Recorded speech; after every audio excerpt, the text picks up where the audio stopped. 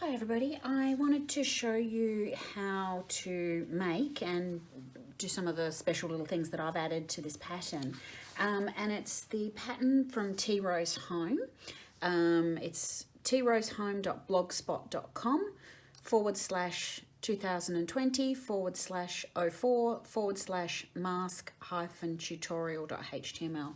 But if you Google Tearosehome mask tutorial, you'll be able to find this pattern. It's free, and she goes through and shows how to make it and provides templates at the back as well. And they come in 3 sizes. I've found the medium suits me quite fine.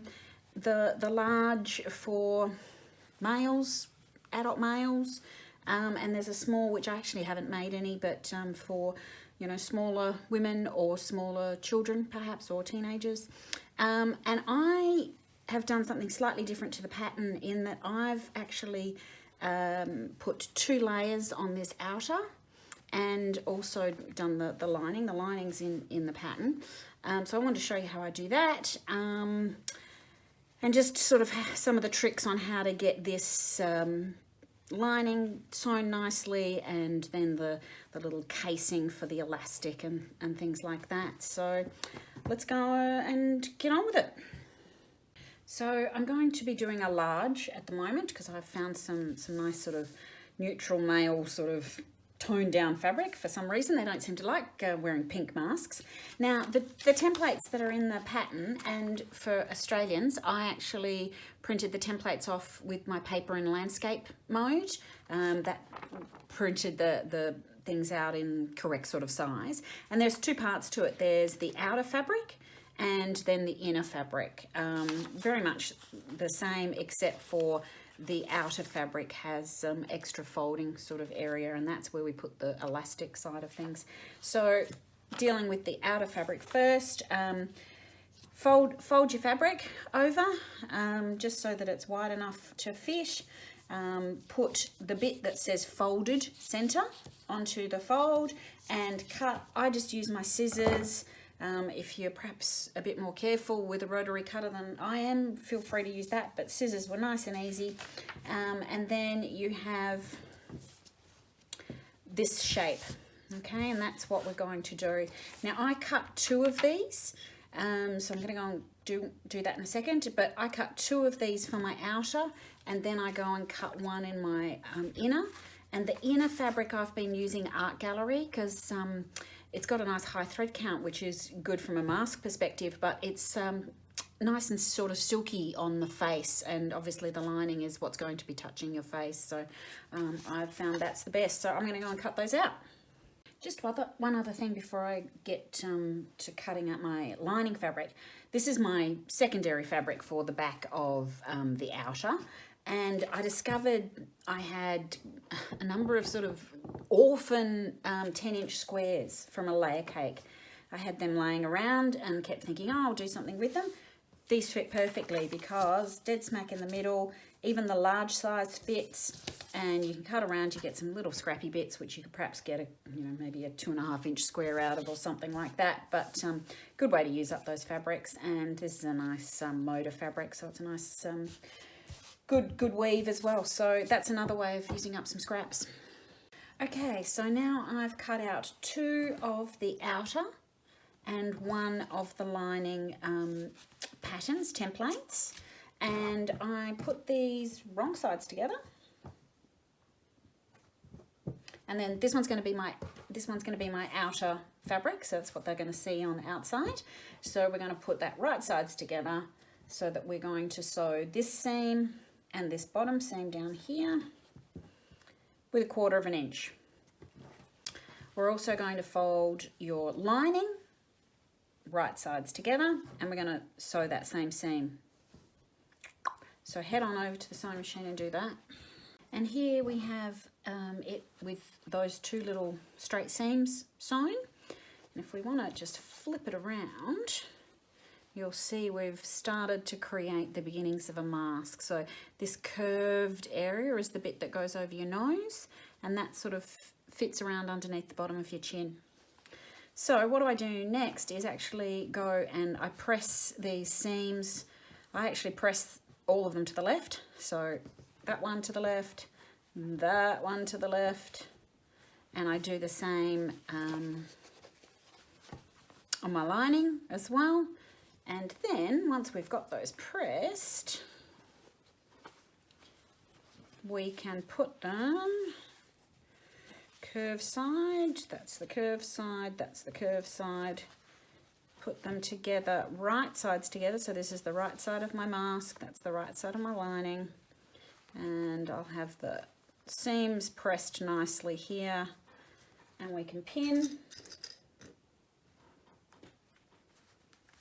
and we can pin this one as well.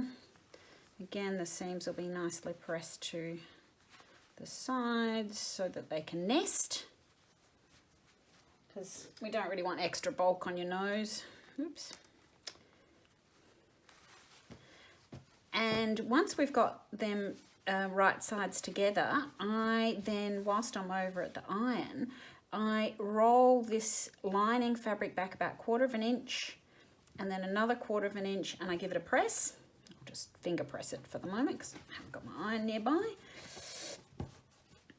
And I do it for the other end as well. And then when I go to the sewing machine, I actually sew this lining, so just the lining to itself, just to give it a nice hem, so that when we turn it in the other way, you can put a filter in here. Let me go grab this one, this finished one.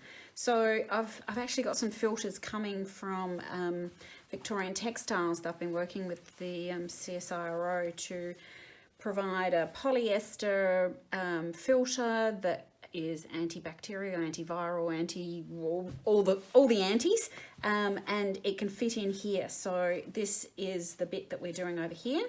So we're going to fold that down and sew that, and that becomes this nice hem, so that when you're putting in a filter in here, pulling it in and out, etc., it's all nicely finished off and won't fray.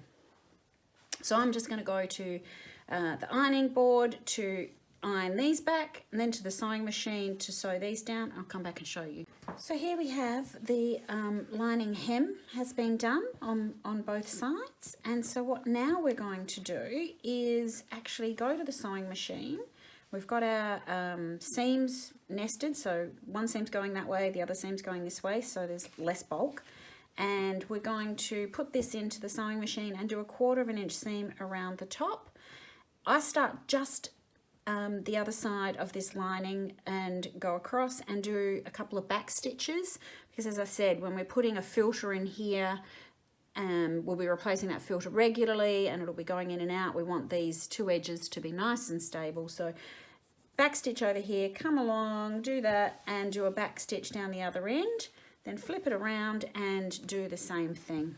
I don't pin any more than this because, as you can see, it's pretty reasonably well cut, but if maybe your lining's a little bit different, just pull it back so that it's nice and flush with that line. Do your 1/4 inch seam, and then we can turn it inside out and do some pressing. So I'm going to go and do that. Here we have, I've sewn this 1/4 inch down both sides, so now I can actually flip it out the correct way.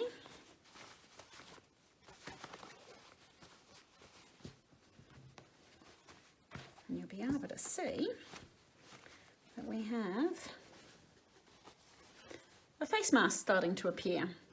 Okay, so what we need to do now is go to the iron and press down this seam nice and cleanly, and I also press the edge over on this flap, because one of the next things we'll be doing is creating that channel for the elastic to go through. So head on over to your sewing machine, to your ironing board, and press both those side seams down, remembering to fold those bits over as well, and we'll come on to the next bit. Okay, so now that we've got that nicely pressed down on the iron, we're going to take it to the sewing machine and top stitch all the way along, about 1/8 inch all the way along, and that will make sure that this fold doesn't come out whilst people are wearing it, and it gives it a nice crisp professional look.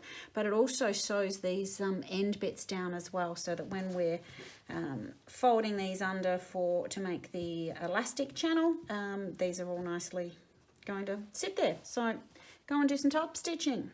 Step is to cut some elastic, 2 pieces of elastic, 1 for each side.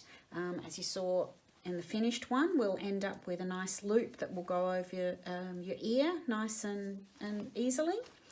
For the large size patterns, I cut the pieces of elastic to 11 inches.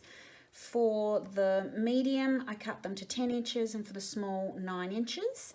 And I've been lucky enough to get some 1/4 inch elastic, but if you can only get 1/2 inch elastic, it is possible to cut it in half, because you don't really want 1/2 inch elastic, because over your ear it really starts to hurt. Even the 1/4 inch stuff starts to hurt if you're wearing it for a long time. But so I've got my 1/2 inch elastic here. I've got my little quilting ruler, and I've just made sure that it's set to the 1/4 inch, and I'm getting my rotary cutter and literally cutting down the center. Now, somebody suggested that if you pull it, any of the little extra elastic bits that perhaps you cut sort of in the middle of, you just trim off, so that when you use that to tie around the edge of your mask, it won't fray any further than that. So that's a good backup if you can only get larger size than 1/4 inch.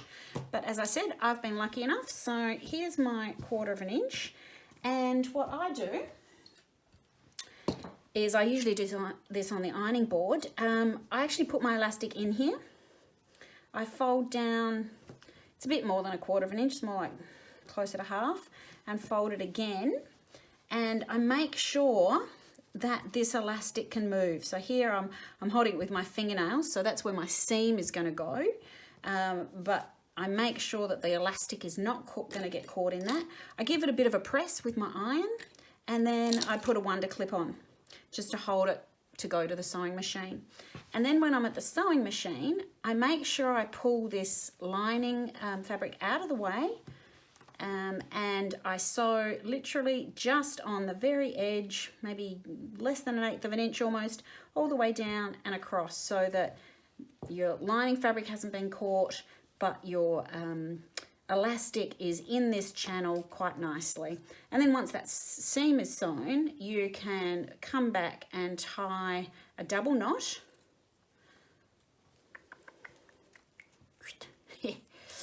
Come back and tie a double knot and really pull at it and make sure it's nice and firm. And I'll show you a bit more of that in a minute, because I don't want to get it too tight, otherwise I won't be able to do my sewing. So do that on both sides. I'll show you that again. Fold it down and fold it down again. Come and make sure that lining fabric's out of the way. Make sure that's going to move. Press that nicely. Put a wonder clip on, and I'll show you what that looks like after I've been to the sewing machine. Here we are back, and I've sewn that seam, the elastic channel, just straight across. It does show on the outside, so you want to take a little bit of care, but when it all said and done, it's a mask, so nobody's going to be looking that closely.